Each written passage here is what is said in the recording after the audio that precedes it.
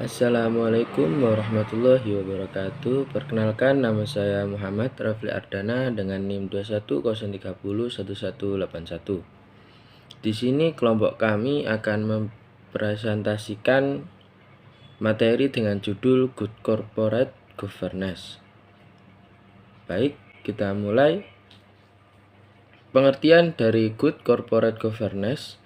Mungkin kalian yang masih belum tahu tentang GCG, pada dasarnya merupakan suatu sistem input, proses, output, dan perangkat peraturan yang mengatur hubungan antara berbagai pihak yang kepentingan, terutama dalam arti sempit hubungan antara pemegang saham, dewan komisaris, dan dewan direksi demi tercapainya tujuan perusahaan. Kami jelaskan dalam bahasa sederhana. Governance berarti proses pengambilan keputusan dan proses pelaksanaan atau implementasinya. Secara umum dapat dikatakan bahwa good governance adalah penyelenggaraan pemerintahan berdasarkan prinsip. Prinsip dari good corporate governance. Nah, sekarang yaitu prinsip dari GCG ialah gabungan prinsip-prinsip dasar dalam membangun suatu tatanan etika kerja dan kerjasama agar tercapai rasa kebersamaan, keadilan, optimasi, dan harmonisasi hubungan, sehingga dapat menuju kepada tingkat perkembangan yang penuh dalam suatu organisasi atau badan usaha. Ada beberapa prinsip-prinsip dasar meliputi hal-hal berikut. 1. Vision, yaitu pengembangan suatu organisasi atau badan usaha harus didasarkan adanya visi dan strategi yang jelas dan didukung oleh adanya partisipasi dari seluruh anggota dalam proses pengambilan keputusan. 2. Participation, dalam proses pengambilan keputusan dan pelaksanaan hasil keputusan suatu organisasi atau badan usaha sedapat-dapatnya melibatkan pihak-pihak terkait dan relevan melalui sistem yang terbuka dan dengan jaminan adanya berasosiasi dan penyampaian pendapat. 3.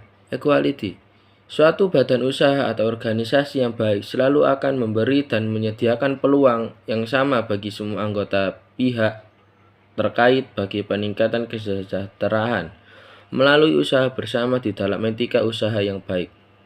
4. Supervision, meningkatkan usaha-usaha supervisi terhadap semua aktivitas usaha atau organisasi sehingga tujuan bersama dapat dicapai secara optimal. 5. Efektif dan efisien. Efektif lebih berorientasi pada hasil, sedangkan efisien lebih berorientasi pada proses. Apapun yang direncanakan dan dijalankan oleh suatu organisasi atau badan usaha harus bersifat efektif dan efisien. 6. Transparan, lebih diartikan membangun kepercayaan yang saling menguntungkan antara pemerintah atau pengelola dengan masyarakat dan anggotanya melalui ketersediaan informasi yang mudah diakses. 7. Accountability atau accountable. Dalam konteks pembicaraan ini, accountability lebih difokuskan dalam meningkatkan tanggung jawab dari perbuatan keputusan yang lebih diarahkan dalam menjawab kepentingan publik atau anggota. 8. Fairness, dapat diartikan sebagai aturan hukum harus ditegakkan secara adil dan tidak memihak bagi apapun, untuk siapapun, dan oleh pihak manapun. Honest, aturan, strategi, program, aktivitas, dan pelaporan suatu organisasi atau badan usaha harus dapat dijalankan secara jujur. Segala jenis ketidakjujuran atau akhirnya akan selalu terbongkar dan merusak tatanan usaha dan kemitraan yang telah dan sedang dibangun. Tanpa kejujuran mustahil dapat dibangun kepercayaan dan kemitraan jangka panjang. 10. Responsibility dan social responsibility. Sebagai warga suatu organisasi, badan usaha, dan masyarakat, semua pihak terkait mempunyai tanggung jawab masing-masing dalam menjalankan tugasnya dan juga harus memberi pertanggungjawaban kepada publik.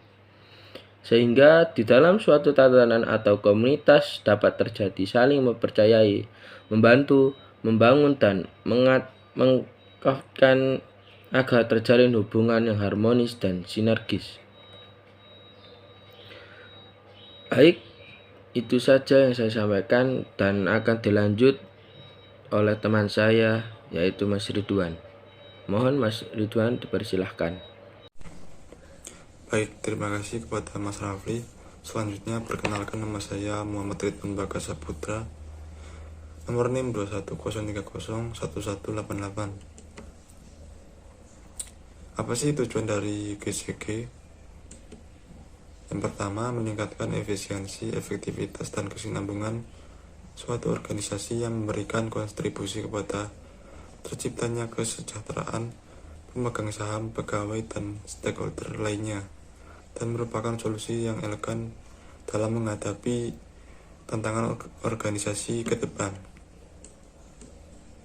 Yang kedua, meningkatkan legitimasi organisasi yang dikelola dengan terbuka, adil, dan dapat dipertanggungjawabkan. Yang ketiga, mengakui dan melindungi hak kewajiban para shareholder dan stakeholder. Apa yang kalian tahu dari manfaat GCG? Jika perusahaan menerapkan mekanisme penerapan GCG secara konsisten dan efektif, maka akan dapat memberikan manfaat antara lain. Yang pertama, mengurangi agency cost, yaitu suatu biaya yang harus ditanggung oleh pemegang saham akibat pendelegasian wewenang kepada pihak manajemen. Yang kedua, mengurangi biaya modal, cost of capital. Yang ketiga, meningkatkan nilai saham perusahaan di mata publik dalam jangka panjang. Menciptakan dukungan para stakeholder dalam lingkungan perusahaan terhadap keberadaan perusahaan dan berbagai strategi dan kebijakan yang ditempuh perusahaan.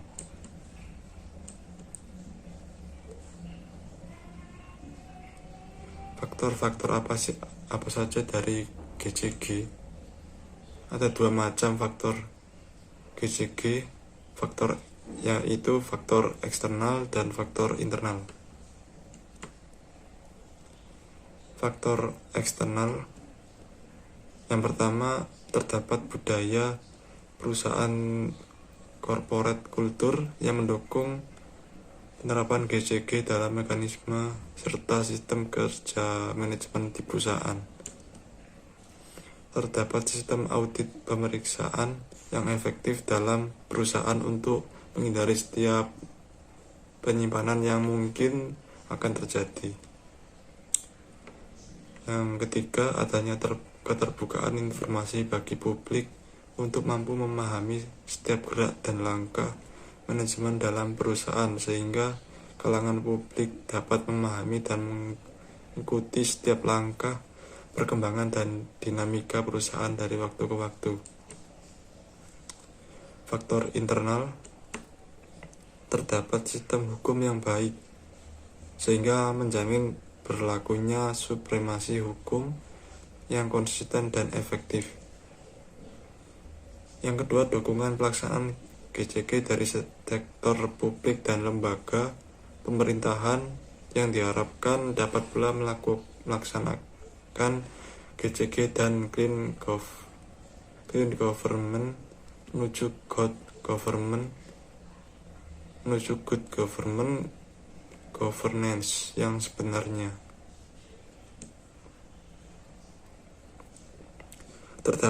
Yang ketiga, terdapat contoh pelaksanaan GCG yang tepat, best practices yang dapat menjadi standar pelaksanaan GCG yang efektif dan profesional. Dengan kata lain, semacam benchmark atau acuan.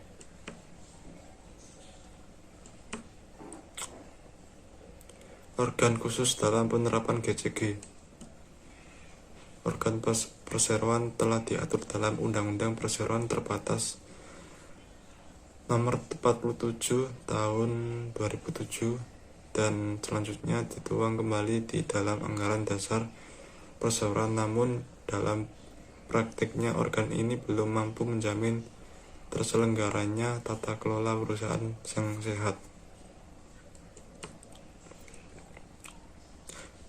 Indara Surya dan Ivan Yustiavananda pada tahun 2006 menyebutkan 4 organ tambahan GCG, yaitu yang pertama Komisaris Direktur Independen. Komisaris dan Direktur Independen adalah seorang yang ditunjuk untuk mewakili pemegang saham independen, pemegang saham minoritas. Komite Audit. Undang-Undang Perseroan Terbatas Pasal 121 memungkinkan Dewan Komisaris untuk membentuk komite tertentu dianggap perlu untuk membantu tugas pemegang yang diperlukan. Yang ketiga, Sekretaris Perusahaan. Tugas utama sekretaris perusahaan antara lain menyimpan dokumen perusahaan, daftar pemegang saham, risalah rapat direksi dan RUPS, serta menyimpan dan menyediakan informasi penting lainnya bagi kepentingan seluruh pemangku kepentingan. GCG dalam BUMN. Pada awalnya tujuan dibentuk BUMN adalah merupakan penjabaran dan implementasi Pasal 33 Ayat 3 Undang-Undang Dasar 1945 yang berbunyi, bumi dan air dan kekayaan alam yang terkandung di dalamnya dikuasai oleh negara dan dipergunakan untuk sebesar-besarnya kemakmuran rakyat. Kemudian pemerintah melalui BUMN mencoba untuk menguasai dan mengendalikan kegiatan yang mempunyai dampak luas bagi kepentingan masyarakat seperti kelistrikan, telekomunikasi, tata guna air, dan pertambangan. Terima kasih. Selanjutnya saya alihkan kepada Mbak Sarah. Assalamualaikum warahmatullahi wabarakatuh. Perkenalkan, nama saya Sarah Ayu Arisawati, NIM 210301155. Di sini saya akan menjelaskan tentang BCG dalam pengawasan pasar modal di Indonesia. Pasar modal dapat didefinisikan sebagai pasar di mana berbagai instrumen keuangan jangka panjang bisa diperjualbelikan, baik dalam bentuk hutang maupun modal sendiri, baik yang diterbitkan oleh pemerintah maupun perusahaan swasta. Dan hukum perseroan di Indonesia sebagaimana diatur dalam pasal 1 ayat 1 UU nomor 40 tahun 2007. Yang dimaksud dengan perseroan adalah badan hukum yang merupakan persekutuan modal didirikan berdasarkan perjanjian, melakukan kegiatan usaha dengan modal dasar yang seluruhnya terbagi dalam saham dan memenuhi persyaratan yang ditetapkan dalam undang-undang ini serta peraturan pelaksanaannya. Secara spesifik, wewenang, tugas, dan tanggung jawab ketiga organ ini dapat diringkas sebagai berikut. 1. RUPS merupakan organ tertinggi dan memegang wewenang tertinggi dalam perseroan yang berbadan hukum. 2. Dewan Komisaris. Dewan Komisaris bertugas untuk mengawasi tindakan Dewan Direksi serta memberikan nasihat dan arahan kepada Dewan Direksi dan menjalankan operasi perusahaan. Operasi BCG oleh bank-bank komersial.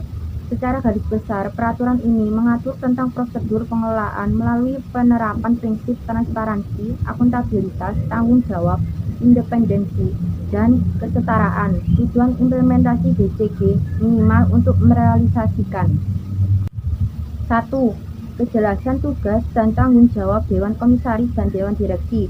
2. Kelengkapan dan implementasi tugas dan unit pelaksana fungsi. 3. Internal audit bank. 4. Kinerja ketaatan fungsi auditor internal dan eksternal. 5. Implementasi manajemen resiko termasuk sistem pengendalian internal. 6. Ketentuan dalam pihak-pihak terkait dana dalam jumlah besar. 7. Rencana strategis bank. 8. Transparansi kondisi keuangan dan non-keuangan. Peran BPKB dalam pengembangan BCG.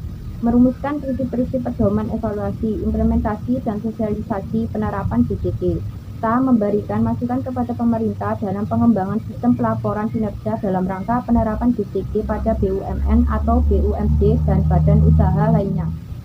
Jadi, kesimpulan dari kelompok kami yaitu pemahaman tersebut membuka wawasan bahwa korporat kita belum dikelola secara benar, atau dengan kata lain korporat kita belum menjalankan governance. Good governance dapat diartikan sebagai kepemerintahan yang baik atau penyelenggaraan pemerintahan yang bersih dan efektif, sesuai dengan peraturan dan ketentuan yang berlaku. Pemerintahan mencakup ruang lingkup yang luas, termasuk bidang politik, ekonomi, dan sosial, mulai dari proses perumusan kebijakan dan pengambilan keputusan hingga pelaksanaan dan pengawasan.